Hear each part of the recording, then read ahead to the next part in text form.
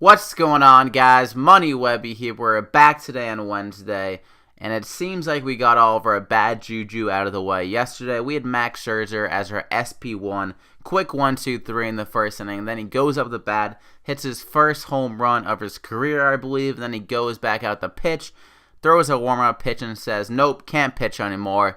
I don't know what the hell happened to him, but I guess he just decided to not give it a go anymore. Didn't want to get me any more DraftKings points, so that definitely hurt. Then we had Jonathan Lucroy. I mean, this was just a weird coincidence. He was already scratched a couple minutes after Scherzer was pulled out of the game.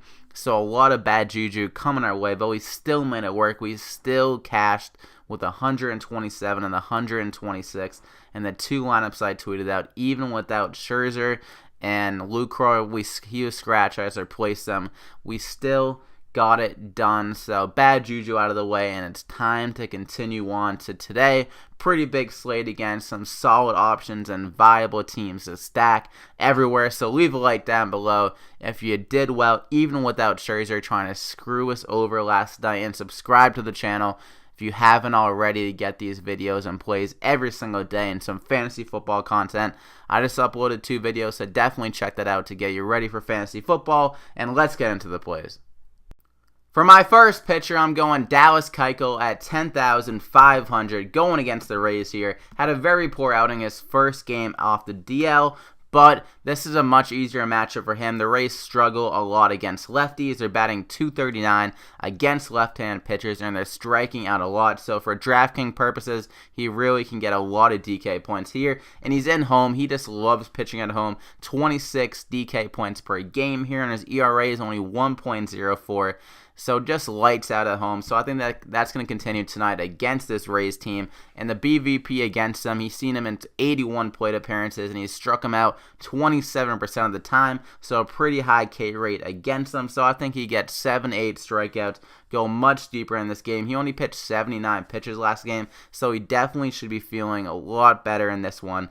Got the cobwebs off him, so I think he's going to get the win as well. So I see around 25 to 30 DK points out of Keuchel in this one, and at 10,500, definitely a lot of value there, so you gotta lock him in.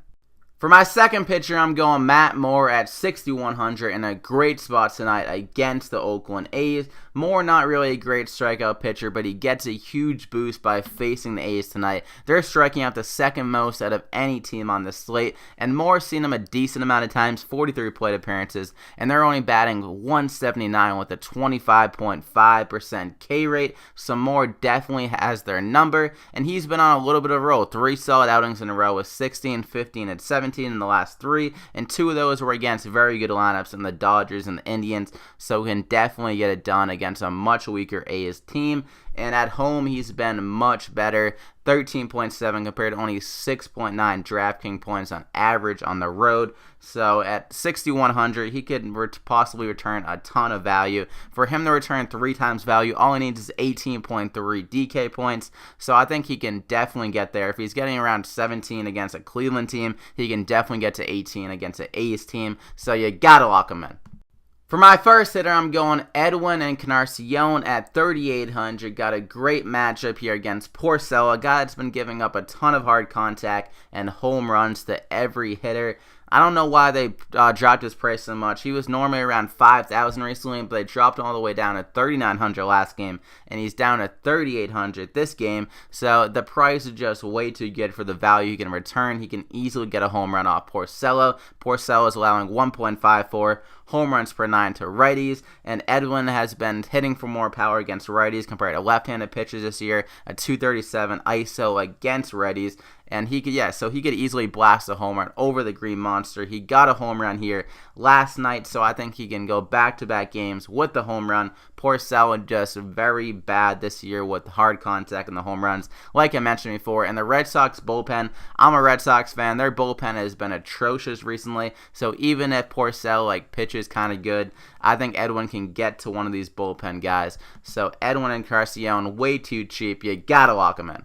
Next up, we got Cody Bellinger at 4,500 going against Julio Teheran tonight. A great spot for Bellinger in Atlanta. Great for lefty power. That was made apparent last game with a home run in Atlanta, his first game there. I think he can hit another one tonight against Julio Teheran. He has a 363 ISO against right-handed pitchers, and Julio Teheran has been a train wreck against left-handed batters this year at home. Just can't handle how small this ballpark is and how it plays. He's allowing 2.96 home runs per 9 to left-handed batters at home and a 40% hard contact rate. So Bellinger can definitely get a home run off him in this spot, and if not, some extra base hits and knock in some guys. The Dodgers just on fire recently. This lineup could go berserk in Atlanta against Teheran, so I love Bellinger in the meat of the order. You gotta lock him in. For my last hitter, we're going to stick with the Dodgers here. The opportunity for home runs is just way too great. Corey Seager at 5,500, another lefty against Teheran. Like I said, the same thing applies for Seager. But also, if you have the small BVP we can look at, he's 3 for 9 with 3 home runs already against Teheran. So I think he can definitely get another home run here in Atlanta off him. And Seager has a 47.8% hard hit rate against right-handed pitchers this year. And the same thing applied. Teheran is giving up a ton of home runs to lefties at home and a ton of hard contact. So Seager, one of the best lefties in the league and one of the best on the Dodgers, can easily blast one out, if not extra base hits in this game. And he was on a roll before that last game, just big game after big game. I think another big game is coming out of Seager in this spot. So Corey Seager, you gotta lock him in. So that's going to do it for the plays. You got Dallas Keuchel, Matt Moore, and Encarnacion, Corey Seager, and Cody Bellinger. And for teams I'm currently looking at to stack, you got the Cleveland Indians. The Boston Red Sox is interesting in that game as well. And another game I really like is the Rangers-Mariners game. There are some weather concerns there, so definitely don't play that if it doesn't play. But if that game's a go, I love both sides of the ball. And the Rockies, another obvious one. I definitely love them. And then the Dodgers, the lefties on the Dodgers especially. And then some of the other guys you can put in there as well to make it a full team stack. So the Indians, Rangers, Mariners, Dodgers, Red Sox, whatever. The Rockies. So a bunch of teams I definitely am looking at tonight. And you should be as well. So leave a like on the video if you guys enjoyed it. We'll try to get up to 30 plus likes again. If we could do that, that'd be friggin' fantastic. And subscribe to the channel to get these plays every single day, to get you in the winning column and to get you on the track for your fantasy football season. So I'm going to be releasing some ranks, I believe, maybe today, maybe tomorrow, for quarterbacks or any position. I'm not sure what I'm going to do, but I got my ranks, churning it up now, so definitely be on the lookout for that. So good luck tonight, guys. I wish you guys the best of luck, and we'll see you tomorrow.